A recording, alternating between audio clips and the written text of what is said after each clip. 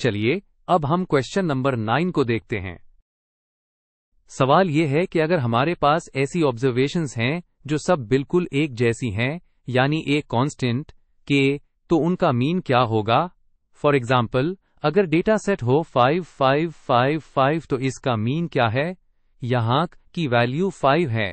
Step 1 में हम सवाल को समझने की कोशिश कर रहे हैं।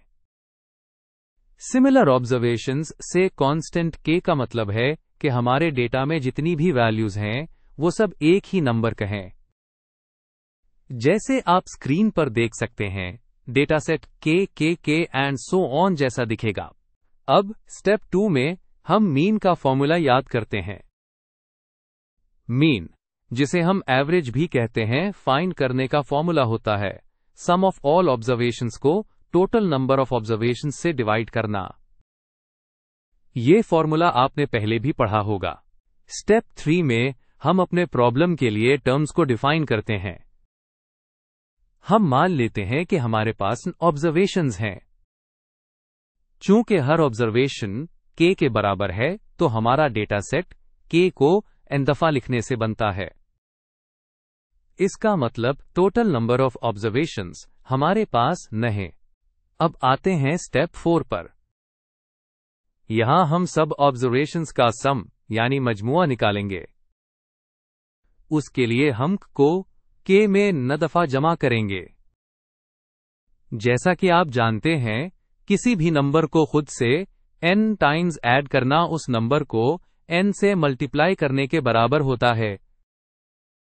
इसलिए हमारा सम n टाइम्स k बन जाएगा। स्टेप 5 बहुत सिंपल है।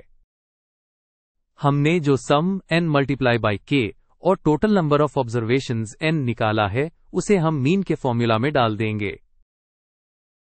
तो फॉर्मूला बनेगा mean is equal to n multiply by k divided by n। Step 6 में हम इस एक्सप्रेशन को सिंप्लीफाई करते हैं। आप देख सकते हैं कि न्यूमरेटर ऊपर वाली टर्म और डिनोमिनेटर नीचे वाली टर्म दोनों में n कॉमन है, तो हम उनको n से कैंसिल कर सकते हैं। कैंसिलेशन के बाद हमारे पास सिर्फ k बच जाता है। इसका मतलब है कि मीन k के बराबर है।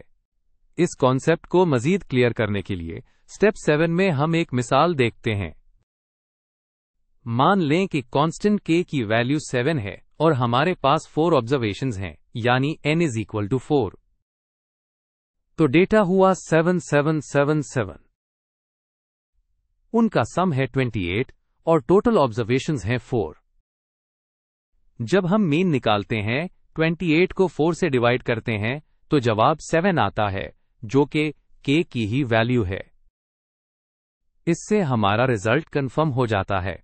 तो हमने प्रूव कर दिया है कि जब सारी ऑब्जर्वेशंस एक कांस्टेंट k हों, तो उनका मीन भी k ही होता है। अब अगर हम अपने ऑप्शंस को देखें, तो ऑप्शन B, K इटसेल्फ हमारे रिजल्ट से मैच करता है। इसलिए ये हमारा करेक्ट आंसर है। लिहाजा इस सवाल का फाइनल जवाब यह है कि जब भी आपके पास एक जैसी ऑब्जर्वेशंस हों जो कि एक कांस्टेंट k के बराबर हों, तो उनका मीन हमेशा वही कांस्टेंट यानी k इटसेल्फ होगा।